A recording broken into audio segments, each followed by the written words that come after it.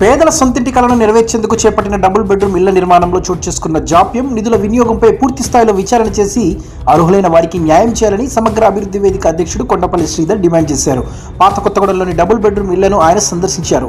ఈ సందర్భంగా కొండపల్లి శ్రీధర్ మాట్లాడుతూ పాత కొత్తగూడెంలోని మొత్తం 840 డబుల్ బెడ్రూమ్ ఇళ్లకు కలెక్టర్ స్థాయిలో శాంక్షన్ అయినప్పటికీ ఎస్టిమేషన్ మాత్రం 828 ఇళ్లు మాత్రమే ఉన్నాయని ఆయన పేర్కొన్నారు. మిగిలిన 12 ఇళ్లకు సంబంధించిన స్పష్టత ఇవ్వాల్సిన అవసరం ఉందని ఆయన కోరారు. ఇప్పటికే 17 కోట్లకు పైగా నిధులు విడుదలైనప్పటికీ పేదలకు పూర్తి స్థాయిలో ఇళ్లు ఎందుకు అందుబాటులోకి రాలేదని శ్రీధర్ ప్రశ్నించారు. సుమారు 9 సంవత్సరాలుగా నిర్మాణ పనులు నిలిచిపోవడానికి కారణాలు ఏంటి, ఇందుకు బాధ్యత ఎవరిది అనే అంశాలపై ప్రభుత్వం స్పష్టమైనని ఆయన కోరారు. నిలిచిన పాత కొత్తగూడెం డబుల్ బెడ్రూమ్ ఇళ్ల నిర్మాణంపై పూర్తి స్థాయిలో విచారణ చేపట్టి వాస్తవాలను ప్రజల ముందుకు తీసుకురావాలని ఆయన కోరారు. అలాగే నిర్మాణం పూర్తయి తక్షణమే లబ్ధిదారులకు కేటాయించే అవకాశం ఉన్న ఇళ్లకు వెంటనే పంపిణీ చేయాలని, అసంపూర్తిగా ఉన్న ఇళ్ల నిర్మాణాన్ని తక్షణమే పూర్తి చేసి అర్హులైన లబ్ధిదారులకు అందించాలని కొండపల్లి శ్రీధర్ ప్రభుత్వాన్ని డిమాండ్ చేశారు. మిత్రులారా నమస్కారం. భద్రాద్రి కొత్తగూడెం జిల్లా కొత్తగూడెంలోని పాత కొత్తగూడెంలో మనం 2 కేజీ దగ్గర మనం ఉన్నాం. ఇది వాళ్ళ డబుల్ బెడ్రూమ్ సంబంధించి గత ప్రభుత్వంలో దీన్ని ప్రారంభించారు. దాదాపు 2018-19లో ఎస్టిమేషన్ వేసి దీన్ని ప్రారంభించడం జరిగింది. దీనికి సంబంధించి మొత్తం ఇక్కడ 828 ఇళ్ళు ప్రతిపాదించడం జరిగింది. ఈ 820 ఇళ్ళకి సంబంధించి కూడా పరిశీలన చేసినప్పుడు కలెక్టర్ గారు 840 ఇళ్ళకి శాంక్షన్ చేస్తే దీని ఎస్టిమేషన్ సంబంధించి 828 మాత్రమే మనం ఎస్టిమేషన్ వేయడం జరిగింది. మిగతా 12 ఇళ్ళకి సంబంధించి దానికి ఎటువంటి ఆధారాలు కానీ దానికి సంబంధించి ఎటువంటి సమాధానం కానీ అధికారుల నుంచి లేదు. మరి ఆ 12 ఇండ్లు సంబంధించి ఏమైనా అనేది అంతు చిక్కని ఫ్రెష్గా ఉన్న పరిస్థితి కనపడుతుంది. ఈ 9 సంవత్సరాల కాలంలో మనం చూస్తున్నాం. ఇక్కడ దీనికి సంబంధించి చూసినప్పుడు ఎట్టెట్టున్నాయి అనేది మొత్తం దీనికి 17 కోట్ల రూపాయల వరకు ఇప్పుడు ఖర్చు పెట్టడం జరిగింది. 17 కోట్ల రూపాయలు ఖర్చు పెడితే ఇవాళ ఈ పద్ధతిలో, ఈ పరిస్థితిలో, ఈ శిథిలావస్థలో ఈ డబుల్ బెడ్రూమ్లు ఉన్న పరిస్థితి ఉంది. వాస్తవంగా దీనికి సంబంధించి చూసినప్పుడు డిఆర్ కనెక్షన్స్ అని చెప్పేసి హైదరాబాదు సంస్థకి దీన్ని కాంట్రాక్ట్ ఇవ్వడం జరిగింది. దీనికి సంబంధించి 44 కోట్ల రూపాయలు ఎస్టిమేషన్ వేయడం జరిగింది. 44 కోట్ల ఎస్టిమేషన్స్ వేసి ఈ 9 సంవత్సరాల కాలంలో పూర్తి చేయకుండా చాలా గత ప్రభుత్వం కానీ ఇప్పుడు ప్రభుత్వం కానీ చాలా నిర్లక్ష్యంగా వ్యవహరిస్తున్న పరిస్థితి ఉంది దీనికి సంబంధించి. అయితే దీనికి సంబంధించి మనం ప్రజెంట్ స్టేటస్ కనుక సంబంధించి చూసుకున్నప్పుడు ఇది 44 కోట్ల రూపాయలకు సంబంధించి ఎస్టిమేషన్ ఉంది, ఎస్టిమేషన్ ప్రతిపాదన ఉంది. వాళ్ళు వర్కింగ్ ఎస్టిమేట్ సంబంధించి 31 కోట్లు చూపెడుతున్నారు.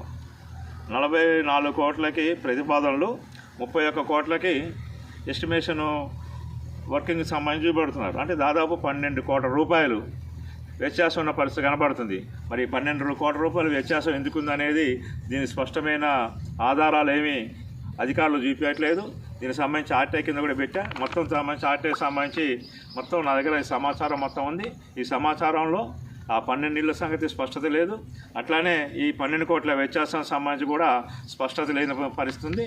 దీనికి సంబంధించి పీడీ గారిని అడిగినా ఆయన దగ్గర సమాధానం లేదు. ఈ విషయాల్ని కలెక్టర్ గారి దృష్టికి కూడా మన 17వ తారీఖు తీసుకుపోవడం జరిగింది. మరి దాదాపు 9 సంవత్సరాల కాలంలో 2 ప్రభుత్వాలు మారి 44 కోట్ల బడ్జెట్ తోటి 17 కోట్లు ఖర్చు పెట్టి ఈ పరిస్థితుల్లో ఉన్న పరిస్థితి ఉంది. అందుకని దీని మీద సమగ్ర విచారణ జరపాలని చెప్పేసి మేము సమగ్ర అభివృద్ధి వేదిక తరఫున డిమాండ్ చేయడం జరుగుతుంది.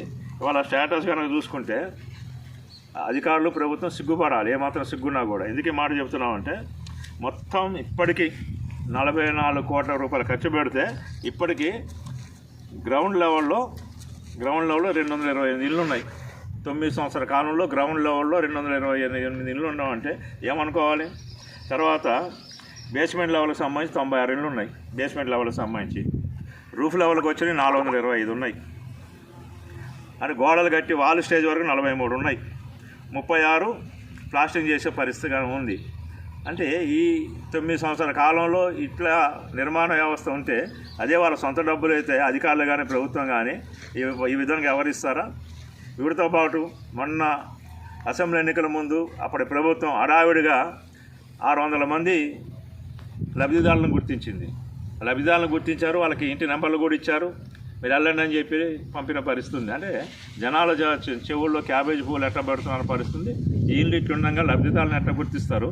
గుర్తించిన లబ్ధిదారులకే మీరు ఇంతవరకు చూపించకపోవడం ఏంటనేది కూడా ఉంది. దీనికి సంబంధించి మన కలెక్టర్ గారిని కూడా ఈ దృష్టికి తీసుకుపోయాం. ఇప్పటికైనా రాష్ట్ర ప్రభుత్వం దీనికి సంబంధించి తగిన చర్యలు తీసుకోవాలి, నిర్మాణాన్ని వేగవంతం చేయాలి. ఇప్పుడు కట్టిన ఇళ్ళు ఏవైతే ఉన్నాయో ఆ కట్టిన ఇళ్ళకి సంబంధించి తక్షణమే ఆ ఇళ్ళకి ఎవరైతే లబ్ధిదారులు గుర్తించారో ఆ లబ్ధిదారులను తక్షణమే ఆ ఇళ్ళని అలాట్ చేసి అందులో పంపించి ఏర్పాటు చేయాలి. మిగతా ఇంకెవరైతే కన్స్ట్రక్షన్ కాకుండా ఏవైతే ఉందో ఆ కన్స్ట్రక్షన్ కానీ దానికి సంబంధించి ఇప్పుడు బ్యాలెన్స్ నిధులు ఉన్నాయి. ఈ బ్యాలెన్స్ నిధులు సరిపోతే సంతోషం. ఈ బ్యాలెన్స్ నిధులు కనుక సరిపోకపోతే రాష్ట్ర ప్రభుత్వం మరింత బడ్జెట్ కేటాయించి ఈ తక్షణమే డబుల్ బెడ్రూమ్ నిర్మాణం చేయాల్సిన అవసరం ఉంది. ఈ డబుల్ బెడ్రూమ్ నిర్మాణం కనుక పూర్తి అయితే భద్రాద్రి కొత్తగూడెం జిల్లాలో మంచి ఆదర్శవంతంగా అవుతాయి. బాగున్నాయి. లోపల రూములు పోయి చూస్తే హాల్ ఉంది, బెడ్రూమ్ ఉంది, కిచెన్ ఉంది, బాగుంది, మంచి బ్రహ్మాండంగా ఉంది, ప్లానింగ్ బాగుంది. కానీ దీని ఇంప్లిమెంటేషన్ పార్ట్ మాత్రం దరిద్రంగా ఉంది.